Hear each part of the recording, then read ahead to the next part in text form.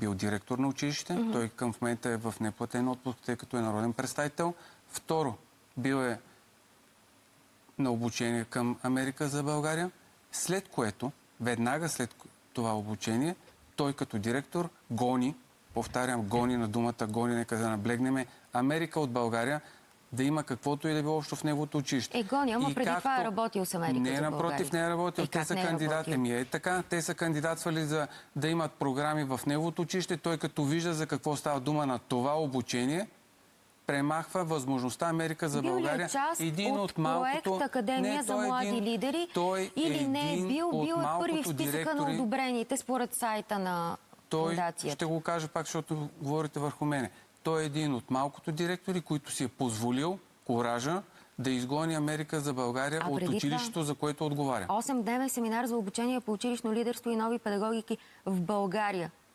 С водещи специалисти от САЩ. Вече ви отговорих на този въпрос. Пак не е бил на такова обучение. Напротив, казах ви, той отива на това обучение и след като свърши обучението, гони Америка за България. Работил с фундацията. Не е работил, бил е на обучение, след което гони. Част от това обучение, това не е ли работа съвместна по проект на фундацията? За трети път ще го кажа. Надявам се, за да не дълбаем.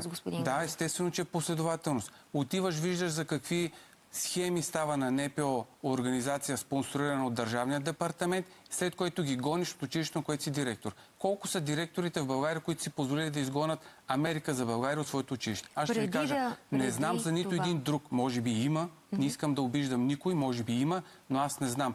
Ангел Янчев е точно директора, който гони Америка за България от неговото училище.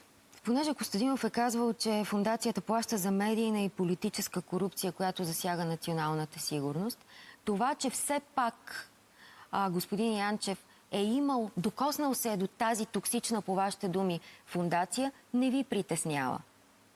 Чакайте сега.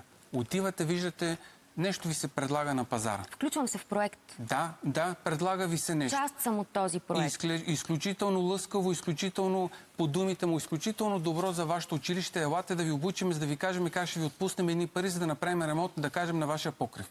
Отивате и виждате обаче на въпросното обучение, че хипотетично давам пример с това. Нямам представа какво си говори. Отивате и виждате, че за да ви направят този покрив, искат да ви вкарат няколко лекции, които да се четат на децата, които противоречат на всички морални устои според вас. Тогава вие казвате, да, видях какво ми предлагате и точно заради това няма да ви пусна в моето училище и ще напуснете моето училище. Ако обаче смятам, че това също нещо е източник на медийна и политическа корупция, би трябвало въобще да не се окажа на това място. Затова беше важно да изясним този въпрос. Като директор, след това обаче ще дойдете вие като родител, ще кажете, защо не допуснахме парите на Америка за България? И имате вече аргумент, защо не сте допуснали парите на Америка за България във вашето училище. Защото срещу тези пари с аргументи ще кажеш какво са поискали срещу тях. Разбрах ви. За съжаление, времето ни изтече. Искаше ми се да говорим и за...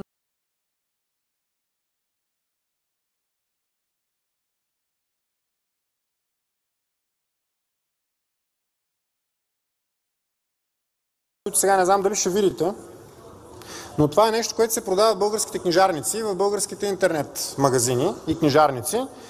Това е своеобразен учебник, който се казва "Моето сексуално образование за деца до 6 години". Повтарям, това е своеобразен учебник по сексуално образование за деца до 6 години. За деца. Авторите са Жоселин Робер, или както там се произнася, и Джоан Джейкъб. Това нещо в момента е в книжарниците. Първият подобен учебник има и такъв за деца до 10 години, има и такъв за деца до 12 години. Те са 3 отделни учебника, продават се. Всеки може сега да си отвори телефона и да направи справка.